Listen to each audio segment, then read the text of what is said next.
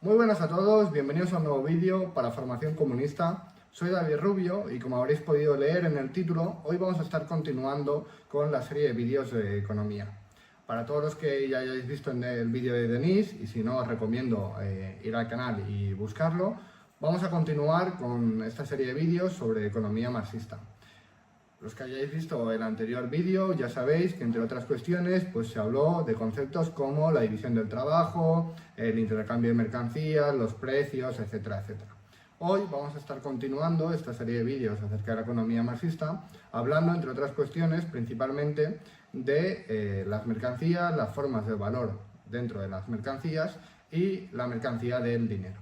Así que ya sabéis que toda esta serie de vídeos lo estamos haciendo para todos aquellos que nos preguntasteis que queríais empezar a formaros en economía marxista desde una introducción bastante básica, pero que os pueda servir de ejemplo para humillar a todos aquellos cuñados que dicen que los comunistas no tenemos ni idea de economía. Como ya sabéis, cada mercancía se determina por el trabajo socialmente necesario que encierra. Es decir, el valor de la mercancía no se mide por su tiempo de producción de manera individual, sino por el tiempo medio de producción que hay de esas mercancías en el mercado.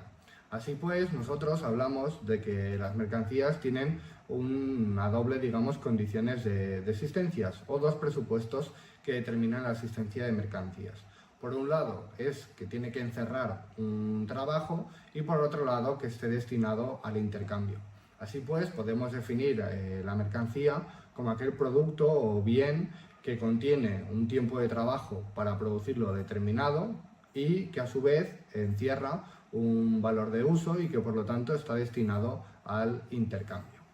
Así pues, hablamos de que las mercancías son todos aquellos productos que encierran un trabajo del hombre detrás y que están destinados al intercambio. Por lo tanto, las mercancías acaban reflejando su valor en el mercado a través de otro intercambio. Aquí vendría el ejemplo, ¿no?, que se pone típicamente y que aparece en muchos manuales de cómo se empieza a producir ese intercambio de manera natural. Y es cuando las mercancías se reflejaban de manera aleatoria o más azarosa en otra mercancía. Es decir, el ejemplo de un grano de centeno se refleja en 2 cerillas de fósforo, por ejemplo. Aquí tendríamos las dos primeras formas del valor, que son la forma del valor relativa y la forma del valor equivalente. Así pues, en este ejemplo, en el que reflejamos que una libra de centeno se refleja en 2 cerillas de fósforo, tendríamos ejemplificadas de manera perfecta esta forma relativa y forma equivalente del valor. Así pues, aquella mercancía que trata de reflejarse en otra para expresar su valor sería la forma relativa, es decir, en nuestro ejemplo sería la libra de centeno. Por el contrario, aquella mercancía que sirve de equivalente para poder expresar el valor de otra mercancía sería la forma equivalente del valor, que en nuestro ejemplo serían las 2 cerillas de fósforo. Así pues, este primer intercambio de mercancías, al inicio del intercambio de mercancías, digamos, a lo largo de la historia, se producía de manera azarosa y distintas mercancías funcionaban de valor equivalente de esas mercancías que acudían al mercado. Así pues, precisamente, estas dos mercancías que acuden, digamos, de manera libre al mercado permiten reflejar dos cuestiones. Así pues, este intercambio de mercancías nos permite valorar dos elementos que figuran en común en todo intercambio de mercancías. Por un lado, para que una mercancía figure o pueda expresar el valor de otra mercancía, tienen que tener un aspecto en común. Y ese aspecto en común es que ambas encierran un tiempo de trabajo socialmente necesario determinado, que obviamente a la larga del tiempo, conforme se va perfeccionando ese intercambio de mercancías, ya veremos cómo se va produciendo una forma desplegada del valor y una mercancía que sirve de equivalente universal para reflejar todas y abandonar, digamos, esa azarosidad de los primeros intercambios. Pero en definitiva, todo intercambio de mercancías se produce porque ambas mercancías encierran un tiempo de trabajo socialmente necesario equivalente. Y, por otro lado, que para que dos mercancías se puedan intercambiar en el mercado, tienen que satisfacer o contener valores de uso distintos y precisamente por eso se intercambian. Así pues, esta sería la forma del valor relativa y la forma del valor equivalente que se contienen en los intercambios de mercancías. Así pues, retomando el ejemplo de la libra de centeno que se refleja en 2 cerillas de fósforo, como decíamos anteriormente, este tipo de intercambio únicamente refleja un intercambio de manera azarosa o casual en el que la libra de centeno figura como la forma del valor relativo, mientras que las dos cerillas de fósforo funcionan como el valor equivalente o la forma del valor equivalente.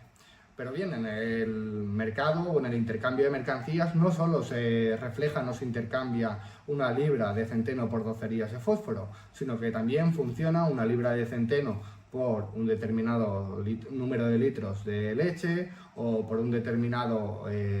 kilos de lana o por cualquier otra mercancía que os podáis imaginar. Así pues, estas mercancías no solo se intercambian con una estableciendo que la libra de centeno es la forma del valor relativo y las 2 cerillas de fósforo son la forma del valor equivalente, sino que este intercambio de mercancías se produce con muchas otras. Así pues, se van desarrollando una serie de equivalencias, que es lo que venimos a conocer como la forma del valor total o desplegada. Así pues, podréis ver en el manual que sirve de ejemplo para esta serie de vídeos cómo esta forma del valor desplegada refleja distintos intercambios entre distintas mercancías. Así pues, una libra de centeno refleja su valor en media libra de papas, una libra de centeno refleja igualmente su valor en 2/3 de libra de petróleo y una libra de centeno refleja también su valor en 1/10 vara de tejidos. Así pues, se pueden establecer, digamos, una forma del valor relativo, que sería la libra de centeno, que ya funcionaba como valor relativo en el anterior ejemplo, mientras que tendríamos 3 nuevas mercancías que funcionan bajo la forma del valor equivalente, que en este caso pues son las papas, el petróleo y los tejidos. Así pues, lo importante es que esta multitud de intercambios entre mercancías lo que viene a reflejar es que una mercancía no solo puede reflejarse en un número determinado de mercancías, que esté este número de mercancías limitado de alguna manera, sino que puede encontrar su forma de expresar el valor en cualquier otra mercancía que encierre un tiempo de trabajo detrás, que es la cuestión común que contienen todas las mercancías. Así pues, con el desarrollo de esta forma del valor, empezamos a ver cómo hay mercancías que destacan respecto de otras porque permiten con una mayor facilidad funcionar de equivalente general de muchas mercancías. Así pues, a lo largo de la historia fueron funcionando como equivalentes de mercancías, muchas mercancías hasta llegar, digamos, a la forma del dinero, que es aquella mercancía que su valor de uso y su utilidad, por tanto, es funcionar como medio de expresión de valor de otras mercancías. Es decir, precisamente agilizar o facilitar ese intercambio entre mercancías en el que desaparece ese intercambio directo de una mercancía por otra, tal y como lo estábamos viendo hasta el momento, de centeno por fósforo, por lana, por leche, para establecer una mercancía que funciona como equivalente universal, que es capaz de reflejar el valor que contienen esas mercancías por las cuales se intercambian. Así pues, esta funcionalidad del dinero como medio de intercambio de mercancías, que responde, digamos, al desarrollo que hay de las formas del valor, no siempre fue, digamos, el método que conocemos a día de hoy de bien el sistema fiduciario, bien el sistema de papel moneda, sistema de oro, sino que inicialmente esta medida como forma equivalente, digamos, universal o general del valor, fue realizado por muchas mercancías a lo largo de la historia. Así pues, en las sociedades se utilizaban aquellas mercancías que precisamente por las características propias de cada sociedad le eran más comunes. Así pues, en sociedades en las que, por ejemplo, la caza era una de las actividades económicas más importantes, por ejemplo, la piel de los animales era muy común que sirviese como método de equivalente o de forma del valor equivalente para reflejar el valor de otras mercancías y que éstas se cambiasen por la piel de los animales. Por el contrario, en los pueblos, por ejemplo, de pastores, era la mercancía del ganado la que precisamente podía o posibilitaba servir de intercambio y de expresión del valor de muchas otras mercancías. Así pues, poco a poco se va perfeccionando este intercambio de mercancías y la cuestión de utilizar una mercancía como forma general de expresión del valor de muchas otras mercancías, en las que empiezan a aparecer los metales preciosos precisamente como un medio de expresión del valor de otras mercancías. Es de este desarrollo de los materiales preciosos de lo que se pasa al oro y posteriormente, más tarde, se empezará a acuñar moneda, ya que inicialmente, y es que precisamente el oro y posteriormente la moneda precisamente facilitaba la distribución o la parcialización del valor en unidades monetarias de un peso determinado. Y es que los metales preciosos o posteriormente el oro tenían muchas ventajas respecto de aquellas mercancías que venían siendo utilizadas como forma, digamos, equivalente o de expresión de otras mercancías. Así pues, en comparación, un metal precioso como por ejemplo la piel de un animal, que podía servir también de expresión del valor de otras mercancías, pues requería mucho menos cuidado, tenía mucho menos desgaste con el tiempo y en definitiva posibilitaba un mejor intercambio de mercancías sin tener que, digamos, tener un cuidado especial en la conservación o el mantenimiento de esta mercancía que servía como método o medio de expresión del valor de otra en el mercado. Así pues, hasta esta parte del vídeo habríamos visto ya, por un lado, qué son las mercancías y cuáles son sus condiciones o presupuestos de existencia, que es encerrar una serie determinada de trabajo detrás o contener un tiempo de trabajo detrás para su producción, y por otro lado estar destinada al intercambio, y luego dentro del intercambio de mercancías las tres formas del valor. La forma del valor simple, que es pues, la que se refleja entre el intercambio de dos mercancías que se determina de manera, digamos, azarosa o casual al principio del intercambio de mercancías, en las que se permite ver la forma del valor relativo y la forma del valor equivalente. Y posteriormente la forma del valor total o desarrollado, en el que una mercancía es capaz de reflejar el valor de muchas otras mercancías, y posteriormente la forma del valor general. Y cuando esta mercancía, que permite de manera general y universal establecer el valor de muchas otras mercancías, que es lo que se conoce comúnmente como dinero, principalmente o primeramente aparecen una serie de mercancías o se destacan una serie de mercancías que permiten reflejar el valor de muchas otras mercancías, atendiendo a las particularidades de cada sociedad, que ahí es donde hemos hablado, la piel de los animales o el propio ganado, y posteriormente cómo los metales preciosos y el oro se van destacando y ganando esa popularidad por las ventajas que contienen respecto de muchas otras mercancías, para precisamente servir de forma general y posteriormente universal de reflejo del valor de muchas otras mercancías. Pues bien, una vez hecho este breve resumen, toca centrarse en la parte final de este vídeo, que es hablar del dinero y el fetichismo de la mercancía, así como otras funciones del dinero.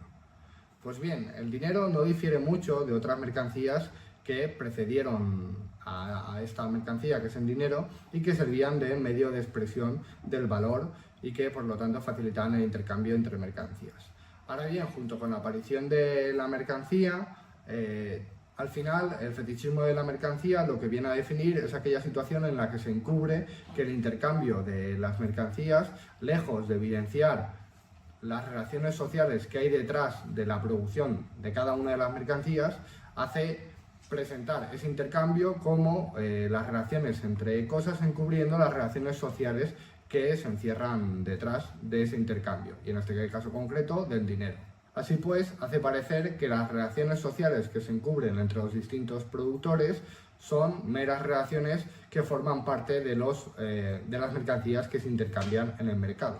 El manual entra a valorar distintos momentos o épocas históricas en las que gente ha defendido la desaparición del dinero o la prohibición del dinero para acabar con el fetichismo de la mercancía, cuando sin embargo dicho fetichismo de la mercancía únicamente desaparecerá o se abolerá en el momento que se acabe con la propiedad privada. Por último, tenemos que tener en cuenta que si bien el dinero tiene como función principal servir de forma de intercambio entre distintas mercancías y por lo tanto facilitar el intercambio, hay otra serie de funciones que tiene atribuida, como pueda ser la función de circulación. Así pues, en la economía mercantil, el dinero no sirve solo para expresar el valor de otras mercancías, sino también en calidad de intermediario, es decir, para realizar los propios intercambios que se producen entre las mercancías. Y por último, muy brevemente, estarían las funciones del dinero. Tenemos que tener en cuenta que aparte de dicha función como medida del valor, que es la de precisamente expresar el valor de otras mercancías, también cumple con la función de medio de circulación,